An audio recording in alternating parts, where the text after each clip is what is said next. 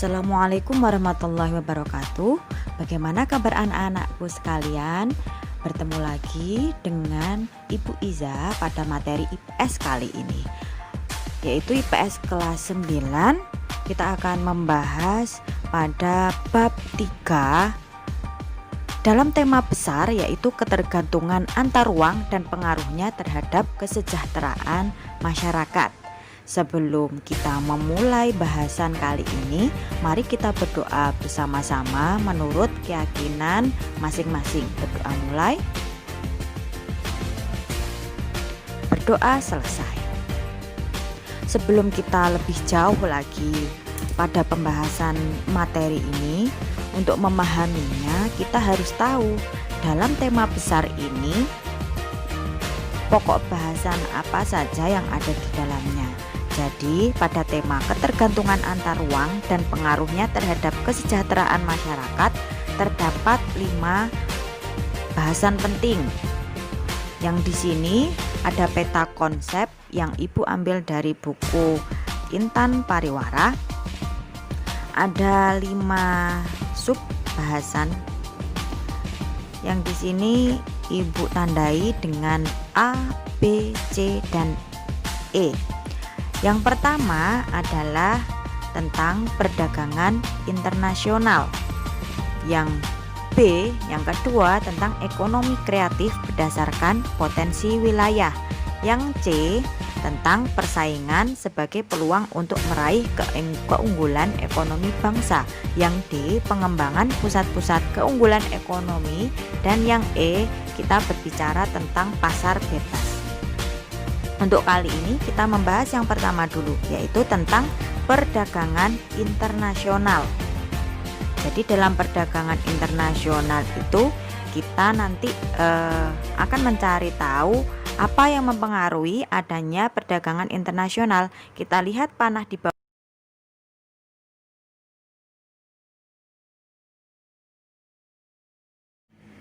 Amatilah gambar berikut ini.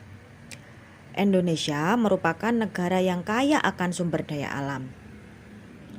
Apa keuntungannya ketika sumber daya alam Indonesia melimpah? Ya, Indonesia dapat mengekspor komoditas unggulan di sektor pertanian. Misalnya yang dihasilkan Indonesia ada teh, karet, kelapa sawit, kakao, dan kopi.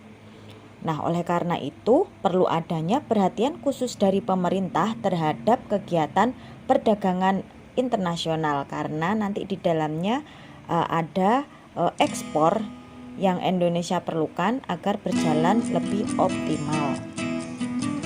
Kemudian selain ekspor, nanti juga kegiatan perdagangan internasional meliputi kegiatan impor.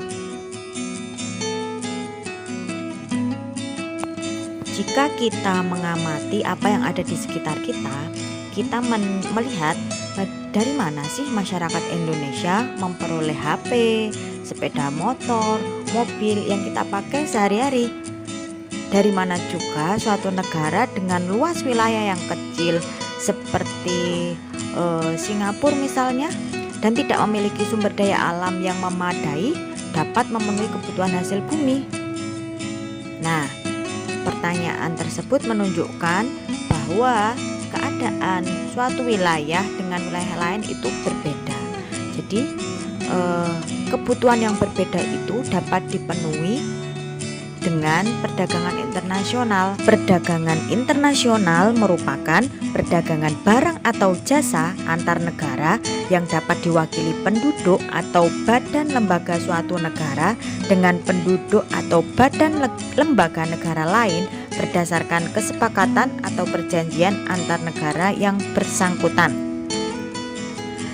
Negara yang memiliki kelebihan barang akan mengirim barangnya ke negara lain, yang mana kegiatan mengirim atau menjual barang ke negara lain disebut ekspor.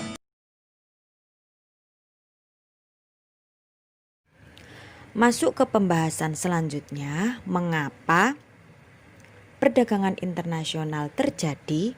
Jawabannya ada dalam faktor pendorong perdagangan internasional. Faktor pendorong perdagangan internasional yang pertama adalah keinginan memenuhi kebutuhan dalam negeri. kita tahu bahwa jumlah penduduk semakin lama semakin meningkat, yang mengakibatkan apa? Yaitu kebutuhan penduduk di suatu negara bisa bertambah dan beragam, dan itu bisa dipenuhi melalui perdagangan internasional. Yang kedua, perbedaan sumber daya alam. Jadi antar negara itu memiliki keunggulan yang berbeda-beda. Nah, komoditas yang dimiliki suatu negara yang tidak dimiliki negara lain, maka memungkinkan akan terjadi perdagangan internasional. Contohnya, Indonesia menghasilkan rempah-rempah yang tidak diproduksi negara-negara Eropa. Oleh karena itu, kondisi ini memungkinkan Indonesia menjual rempah-rempah ke negara Eropa. Kemudian yang ketiga adalah perbedaan kualitas sumber daya manusia. Kemampuan sumber daya manusia yang unggul pada suatu negara bisa memengaruhi jenis dan kualitas barang atau jasa yang dihasilkan.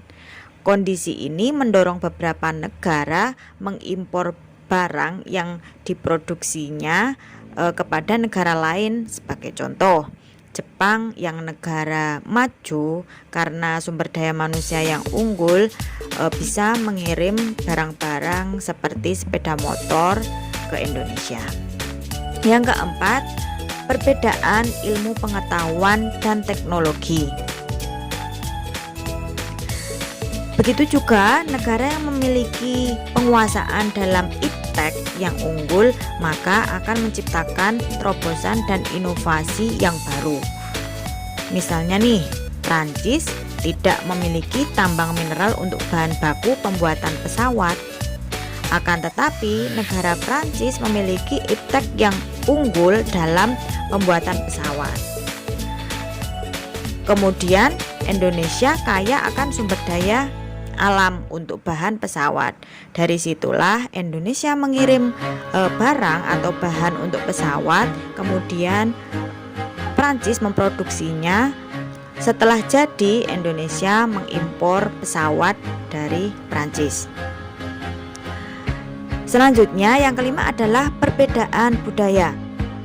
Jadi seperti kerajinan tenun dan batik yang dimiliki Indonesia bisa mendorong beberapa negara untuk mengimpor dari Indonesia kerajinan tenun dan batik yang dimiliki oleh Indonesia. Yang keenam, tentang perbedaan biaya produksi. Jadi suatu negara yang memiliki penguasaan iptek yang tinggi, dia mampu memproduksi barang atau jasa yang lebih banyak. Ya, mengapa? Karena ketika mereka bisa memanfaatkan teknologi modern, mereka bisa menghemat biaya produksi dan menghasilkan barang yang lebih banyak dibanding negara yang tidak menguasai iptek, sehingga produksi atau biaya produksinya lebih besar. Nah, oleh karena itu negara yang tidak menguasai iptek, dia memilih lebih baik mengeluarkan biaya untuk mengimpor barang daripada memproduksi sendiri karena biaya produksinya lebih mahal. Selanjutnya, yang ketujuh tentang perbedaan selera. Jadi adanya perbedaan selera bidang sosial, budaya, sistem politik, dan pandangan hidup itu mempengaruhi terhadap selera masyarakat kepada jenis produk yang berbeda-beda. Misalnya Australia itu penghasil daging sapi unggulan. Indonesia penghasil ikan yang melimpah. Tapi justru masyarakat Australia lebih menyukai, seleranya adalah konsumsi ikan, sedangkan masyarakat Indonesia lebih suka memakan daging sapi. Nah, untuk itu terjadi tukar menukar, yaitu akan terjadi perdagangan internasional karena perbedaan selera tersebut. Yang kedelapan, tentang kesamaan selera. Kalau sebelumnya perbedaan, ini kesamaan selera. Misalnya apa? Misalnya makanan cepat saji, baik luar maupun Indonesia sama-sama suka atau cocok dengan makanan cepat saji, misalnya KFC, McD, hamburger dan sebagainya. Yang ke-9, keinginan memperluas jangkauan pasar. Kegiatan perdagangan internasional merupakan salah satu alternatif untuk memasarkan produk dari suatu negara. Ketika suatu negara sudah bisa memproduksi barang yang banyak agar bisa berjalan lancar, maka harus selain dijual di domestik atau negara sendiri agar usaha itu terus berkembang, maka negara itu juga punya keinginan untuk memperluas jangkauan pasar luar negeri. Yang ke-10, tentang kemajuan perdagangan globalisasi. Selanjutnya adalah manfaat perdagangan internasional. 1.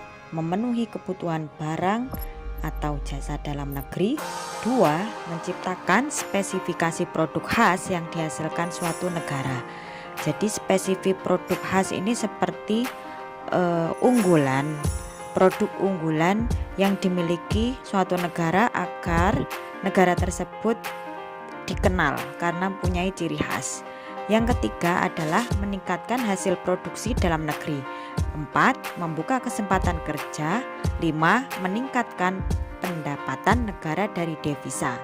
Devisa ini yang dimaksud adalah nilai kekayaan yang dimiliki oleh suatu negara dalam bentuk mata uang asing. Jadi nilai kekayaan ini perlu diakui secara global oleh negara-negara lain. Yang keenam, mendorong pertumbuhan ekonomi. 7. Memperluas daerah pemasaran. 8. Mendorong kemajuan ilmu pengetahuan dan teknologi atau iptek. 9. Meningkatkan hubungan persahabatan antar negara. 10. Meningkatkan kualitas konsumsi masyarakat. Kemudian yang perlu kita ketahui adalah apa saja hambatan perdagangan internasional. 1. Adanya perbedaan nilai mata uang antar negara. 2. Adanya pemberlakuan kebijakan ekspor dan impor yang berlaku di tiap-tiap negara. 3. Pembayaran antar negara sulit dilakukan dan beresiko besar. 4. Terjadinya peperangan yang menyebabkan lesunya perekonomian negara. 5. Kebijakan lembaga ekonomi internasional yang menguntungkan negara anggota. 6. Proses pengiriman barang atau jasa yang membutuhkan waktu yang lama. 7. Pengenaan bea masuk yang tinggi. Kemudian bagaimana cara mengatasi hambatan perdagangan internasional?